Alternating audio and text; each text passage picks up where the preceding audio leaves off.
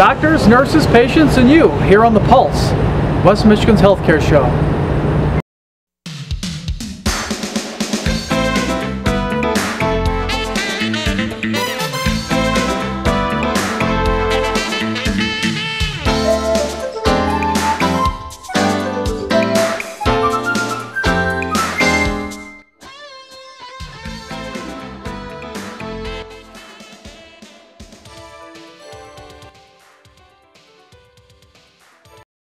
Since 1981, Hospice Care Southwest Michigan has been serving our community as an independent, nonprofit healthcare agency committed to caring for individuals and families who are confronted with serious illness and loss.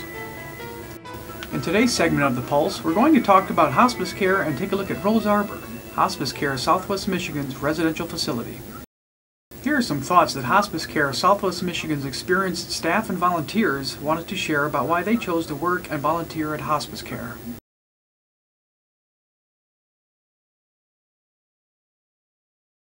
I do remember, and it was way back. It was when I was 5 years old. I've always wanted to be a nurse. All my life, if I had to do it over again, I'd be a nurse.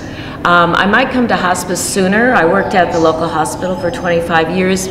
However, I feel that that gave me a lot of knowledge, confidence, and expertise to be able to work autonomously in the client's home and taking care of the dying patient in hospice.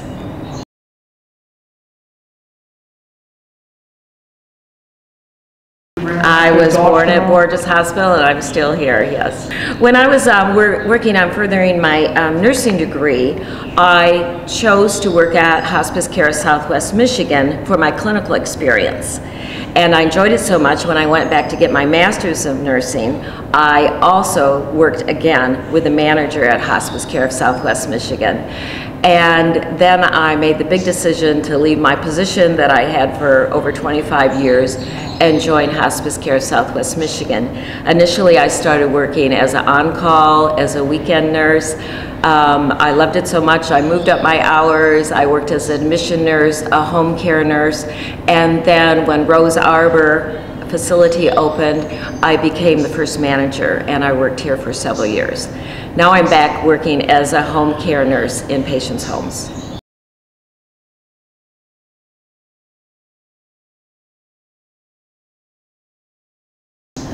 I think it's an accumulative of experiences. I remember the first person that I sat with that died when I was a very young nurse, and no interventions. It was in the hospital, and she died very peacefully.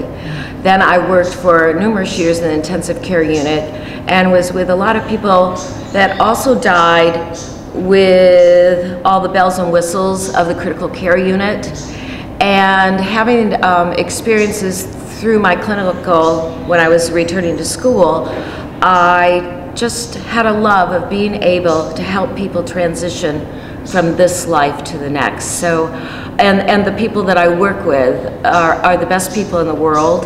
I trust them explicitly. My father died here at Rose Arbor, and I never had any worry of going home at night because I knew they were being taken care of by the best people that I worked with.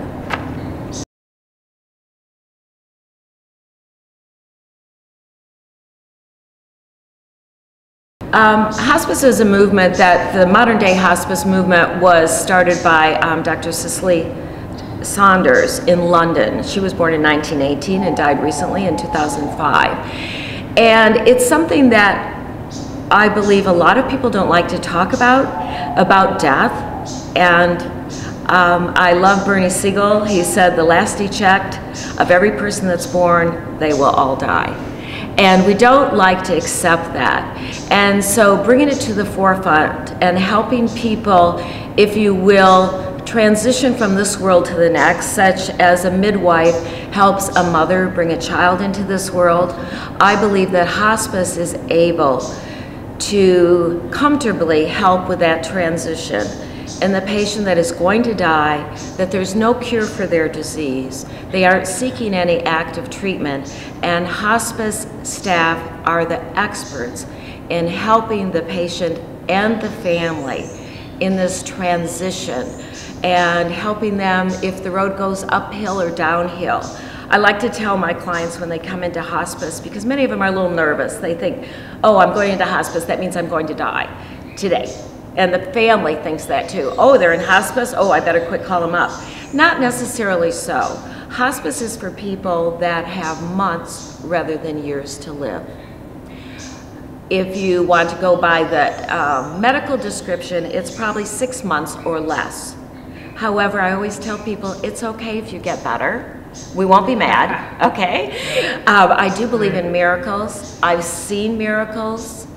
And we will go with that person on their journey, wherever the road takes it, and if it's uphill or downhill, but we can be there for them and their family. And if they don't need us anymore, that's okay. We're proud when we have graduates of hospice, and there's a lot of graduates out there that don't need our services anymore.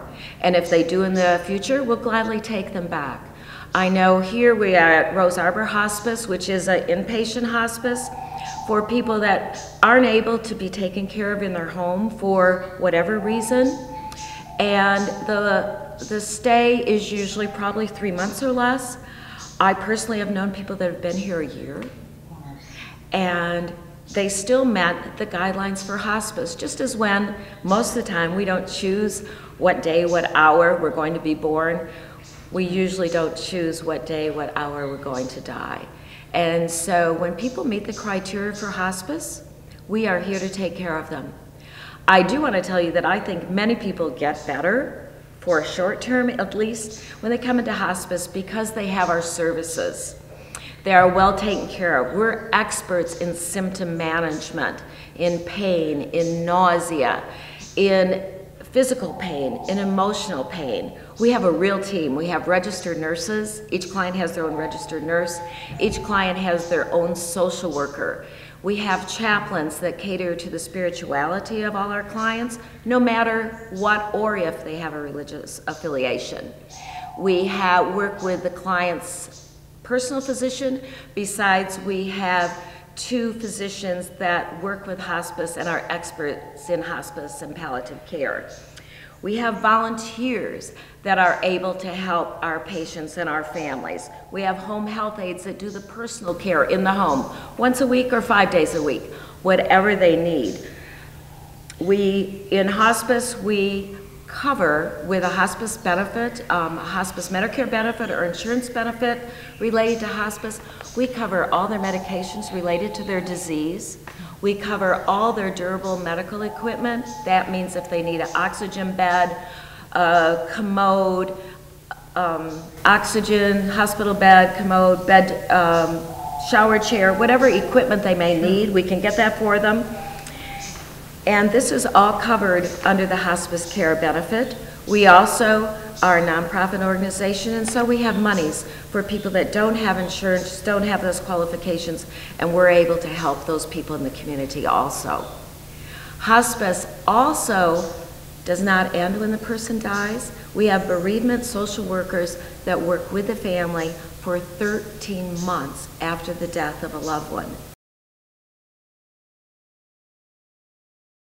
The word needs to get out that hospice is not a black letter word. People have asked me if I drive an unmarked car. They expect me to wear black and be grim. We believe, yes, we believe in living every day to your fullest, no matter how many days you have. We want our clients to have more good days than bad days.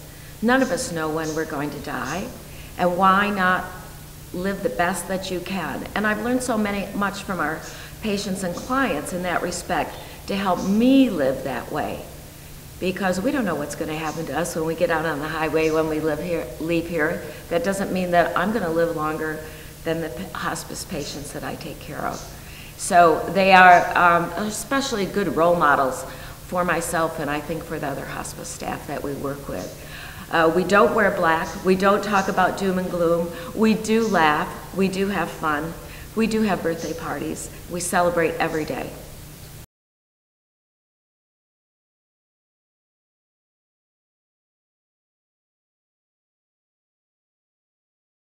Well, I must be honest with you, it's terribly difficult to pick out one person.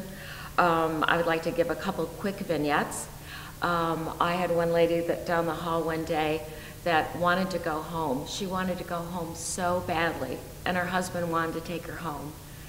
And we said, have you ever thought about this? Have you ever thought about what does home mean to her? And when he accepted that she didn't mean the physical house and then their home that they lived in, she died peacefully that afternoon.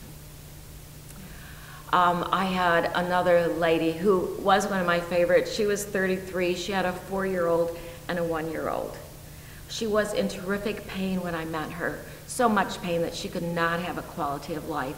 And working with our experts in pain control and our physician, we helped get her pain under control where she could sit in a wheelchair, order pizza, have fun with her 4-year-old and 1-year-old. We had a wonderful birthday party for her 5-year-old with her in the house before she died.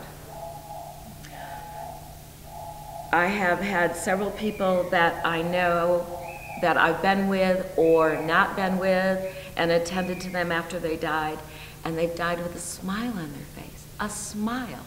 So it makes you less afraid of what's going to happen in this transition. And we all have different beliefs, and that's okay, but it's a definitely transition from this life to whatever that person may believe.